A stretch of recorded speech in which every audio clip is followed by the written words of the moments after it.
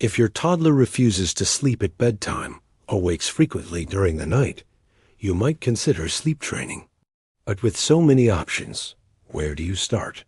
To help you navigate the process, we've developed a brief sleep training schedule and principles based on the latest guidelines from leading pediatric organizations. Welcome to our channel. When should your child sleep?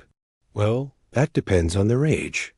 For children aged 1 to 2 years, they need 11 to 14 hours of sleep per 24 hours, including naps. Most toddlers in this age group will transition to one nap, which typically lasts about 1.5 to 2 hours. As for children aged 3 to 5 years, they need 10 to 13 hours of sleep. Many 3-year-olds still nap for about 1 to 2 hours, but by the time they're 5, most have stopped napping altogether.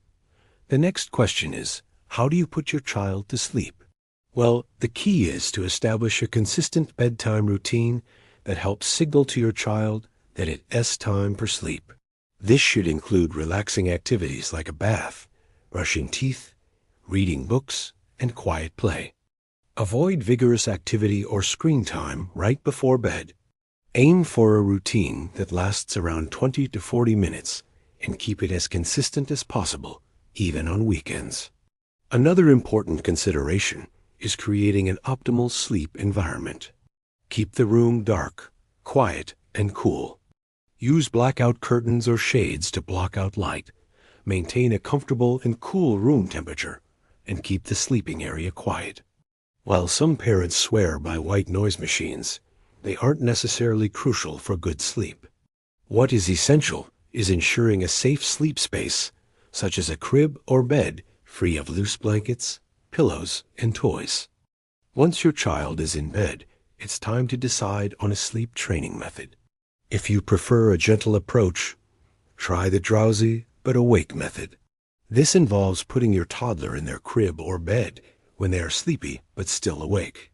If they fall asleep on their own, they'll be better equipped to put themselves back to sleep if they wake during the night. Alternatively, you could use a gradual approach such as fading or the chair method.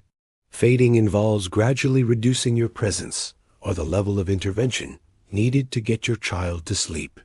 For instance, if you usually rock your child to sleep, you'll gradually reduce the amount of rocking over time until your child is able to lie down drowsy but awake.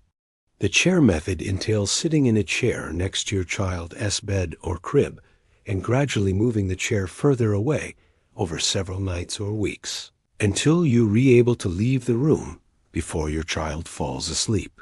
If you're looking for a more intensive approach, consider graduated extinction, also known as the Ferber method or controlled crying. With this approach, you put your child to bed awake after the bedtime routine and return at predetermined intervals to check on them. The intervals are usually 5 minutes initially, and 10, 15, and so on.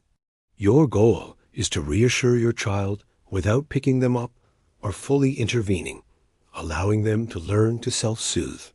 Finally, there's unmodified extinction, or cry it out, CIO. After the bedtime routine, you put your child to bed awake and don't go back in their room until morning. This approach can be effective, but is often the hardest for parents emotionally.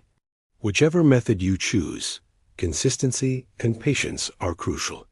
Sticking to the chosen method and routine every night is essential, even if your child protests or there are setbacks. Toddlers will test boundaries, but remaining gentle and firm is key. Positive reinforcement can also be helpful. Use a sticker chart or verbal praise to reward your child for staying in bed and falling asleep independently.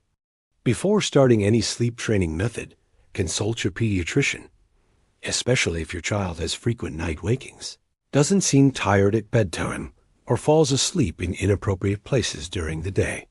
Your pediatrician can help determine the best approach for your child and rule out any underlying medical conditions affecting their sleep. And remember, you're not alone. Reach out to your pediatrician or a family doctor for support and guidance throughout the sleep training journey. Sweet dreams.